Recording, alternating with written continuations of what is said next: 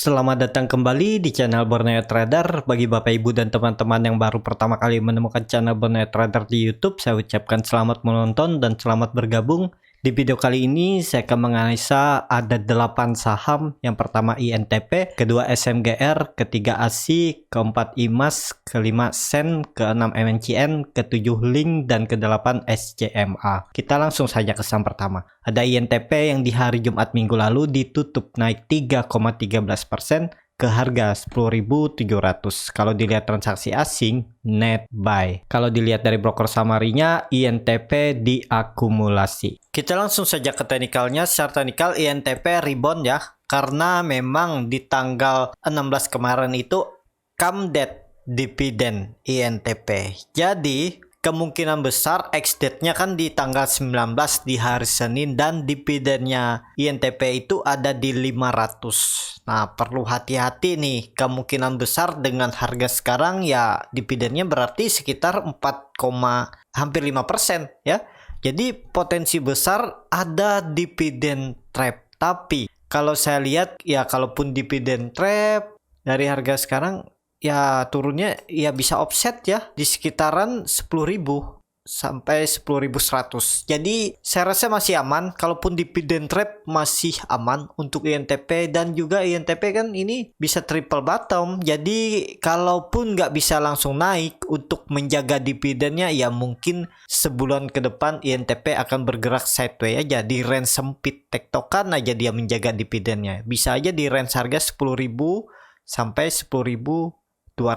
Tapi kalau dia sampai naik tutup dividen ya cukup bagus juga. Dan sekarang kan INTP sudah di area bottom, walaupun belum konfirmasi nih apakah ini pola dead cat bond. Dia rebound sebentar aja di tanggal 13 Juli terus turun lagi, bisa aja, karena ini terlihat kemarin juga dia gagal breakout 10.800. Ya tahulah kenapa gagal breakout ya, karena ada dividen ya. Mungkin ada yang profit taking yang beli 3 hari yang lalu, misalnya di tanggal 14 Juli beli di 10.200 kan udah lumayan, sekitar 5% ya profit taking lah dia di daerah 10.800. Jadi seperti itu. Untuk INTP bisa ada dividen trap di hari Senin ya. Seperti itu aja. Tapi untuk midterm, tren jangka sampai akhir tahun masih berpeluang INTP mengarah ke 12.500 terdekatnya dulu aja ya. Kalau saya lihat targetnya 12.500 akhir tahun. Tapi ini disclaimer on, yang penting INTP nggak jebol supportnya 10.000. Kalau jebol out aja ya untuk INTP. Seperti itu. Kita langsung saja ke saham kedua. Ada SMGR yang di hari Jumat minggu lalu juga ditutup naik 4,42% ke harga 8.850. Kalau dilihat transaksi asing, net buy. Kalau dilihat dari broker samarinya, SMGR diakumulasi. Kita langsung saja ke teknikalnya. Secara teknikal, SMGR mantul dari area support 8.500 karena dulunya itu adalah neckline double bottom ya. Dan apakah berlanjut? Bisa aja nih pullback biasa ya, karena naiknya juga volume kecil. Kalau dilihat MACD-nya masih dead cross tapi mulai mengarah ke atas, bercat di bawah 0 makin tipis. Sayangnya memang volume belum ya. Untuk titik aman pertamanya ya harus melewati dulu ini. Lihat histori sebelumnya ya, ini ya 9.200.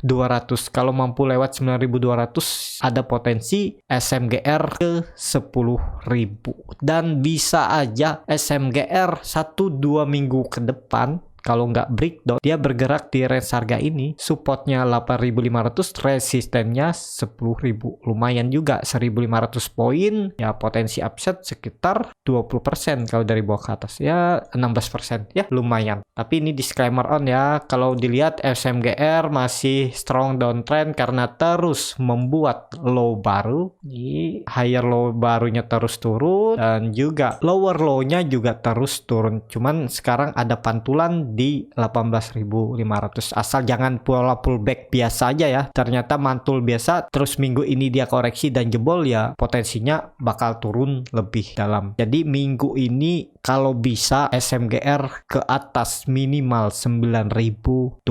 Seperti itu untuk SMGR. Kita langsung saja ke saham ketiga. Ada ASII yang hari Jumat minggu lalu ditutup naik 1,45% ke harga 4.880. Kalau dilihat transaksi asing terus net buy. Kalau dilihat dari broker summary-nya, ASII diakumulasi. Kita langsung saja ke technicalnya. Secara technical, ASII mantul dari trend line uptrendnya yang terbentuk mulai April 2020. Selalu dipertahankan, tapi dia membuat low baru walaupun candlenya hammer ya, tapi ini low-nya baru dan ASII masih downtrend. Jadi masih belum, untuk pembalikan arah juga masih belum, masih berjuang. Kalau ini ditarik, nah ya, dia di dalam downtrend channelnya. Tapi kalau dilihat hari Jumat dia membuat low di 420 dan penutupan hari sebelumnya di 4680. Jadi ada gap tipis di 10 poin untuk ASI. Nah, ASI ini juga kalau dilihat time frame yang lebih kecil, ini kan bisa aja terjadi nanti double bottom. Jadi banyak saham yang ada double bottom ya. Mungkin ada peluang naik nih minggu ini. Rata-rata saham yang terindikasi double bottom neckline ASI ini ada di 5050. Nah, kalau minggu ini dia bisa tutup di atas 5050, ada peluang ke 5200 sampai 5350. Titik aman untuk ASI pembalikan arah ya 5350 sampai 5400. Baru dia mematahkan pola Bollinger Wedge-nya ini atau pola down trendnya. Jadi seperti itu. Untuk ASI, indikator MACD mengarah ke atas membentuk golden cross, bar chart di atasnya juga terbentuk, volume makin meningkat. Ya lihat minggu depan hari Senin atau Selasa mampu nggak tutup di atas 5050. Kita langsung saja ke saham keempat, ada IMAS yang di hari Jumat minggu lalu ditutup naik tipis 0,57% ke harga 870. Kalau dilihat transaksi asing net sell, ini IMAS kurang liquid ya. Jadi perlu hati-hati nih, terlihat dia ratusan di bawah 1000 lot. Ini yang di atas 1000 lot nih ya paling price makernya, bandarnya yang cuman pasang bid aja. Kalau dilihat dari broker summary-nya, IMAS diakumulasi tapi tipis ya, resikonya agak ngeri juga nih IMAS. Kalau dilihat secara teknikal, IMAS masih sideways di range harga supportnya 840 dan resistennya 940, jadi sekitar 100 poin. Apakah IMAS ini menarik? Belum ya. Kalau mau coba beli, yang penting nggak pakai dana besar ya, karena bid offernya ini ya kan bisa terlihat bis. Jadi kalau masih beli di 200-an lot ya masih aman, kalau di atas itu agak rawan juga. Jadi seperti itu. Untuk IMAS juga ada di persimpangan menurut saya, karena idealnya ya di daerah 780 sampai 790 ini. Ini area yang menurut saya cukup menarik untuk beli, cuman belinya nggak bisa banyak di IMAS. Kalau dilihat dari MACD-nya masih mengarah ke atas, membentuk golden cross, bar chart di atasnya juga terbentuk. Sayangnya memang belum ada. Jadi belum ada sentimen positif juga untuk IMAS. IMAS ini menariknya kalau sudah di atas 1000 ya. Kalau dia kembali ke 1000 itu lebih menarik, dan kemungkinan volatilitasnya juga lebih tinggi kalau sudah di atas 1000 ya. Dia nih masih strong downtrend, cuman sudah mulai melandai, nggak membuat low baru, tinggal nunggu. Kalau saya lebih menarik nunggu IMAS ini di 1000. Jadi seperti itu untuk IMAS. Kita langsung saja ke saham kelima, ada SEN yang di hari Jumat ditutup terkoreksi 2,91% ke harga 266.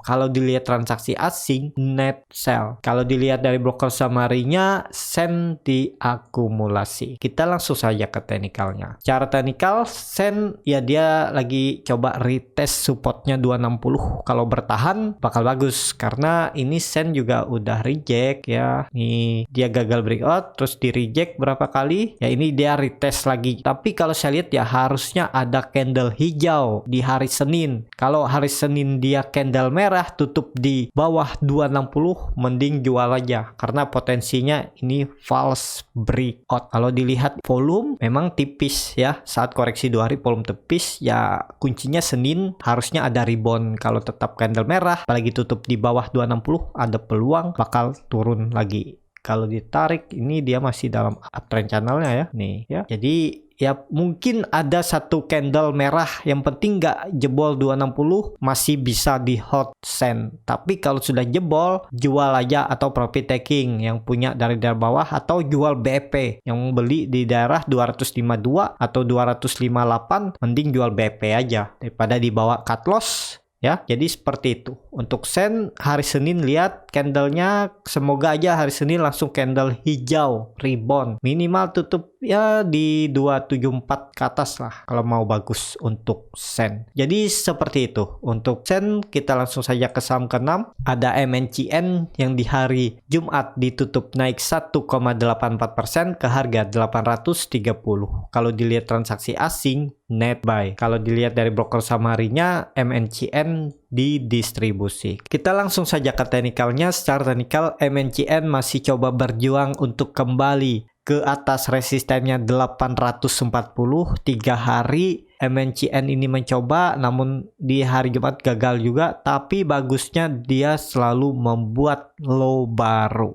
Nah, untuk MNCN kalau memang mau mengarah ke atas, seharusnya minggu ini dia tutup minimal di atas resistennya, ya minimal di 840 sampai 850, dan terlihat juga MNCN menjaga supportnya 800. Ya 800 ini memang area yang berapa kali di reject di Maret 2020, di reject nih di reject, ini dia di rejectnya juga di Mei. Terus di Juli 2020 dia reject, sempat jebol sampai 720, tapi kemudian dia reject lagi nih. Sebelum dia rally tinggi kan dia coba breakout, terus retest, naik. Nah ini semoga dipertahankan dan semoga bottom MNCN 2021 itu di 800. Jadi dia nggak turun lagi dan pelan-pelan mengarah ke atas. Karena MNCN juga masih under value, tapi memang ya grup MNC ini agak susah naik ya untuk sekarang, jadi ya harap sabar aja lah untuk MNCN. Kita langsung saja ke saham ke-7. Ada Link yang di hari Jumat kemarin ditutup terkoreksi 1,38% ke harga 4.280.